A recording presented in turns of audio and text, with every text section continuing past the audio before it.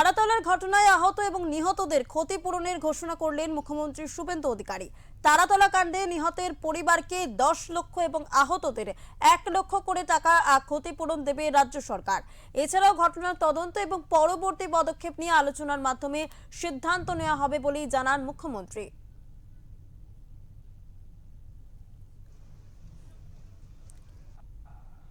চিকিৎসার দায়িত্ব নিচ্ছে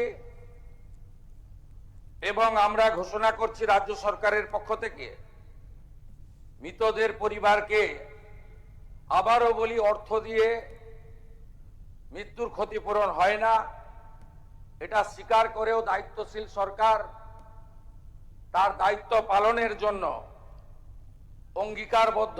10 লক্ষ টাকা করে আমরা মৃত পরিবারকে আমরা আর্থিক সাহায্য এবং গুরুতর আহতদেরকে 1 লক্ষ, আহতদের সকলকে 1 লক্ষ টাকা করে আমরা ক্ষতিপূরণ দেওয়ার ঘোষণা করছি।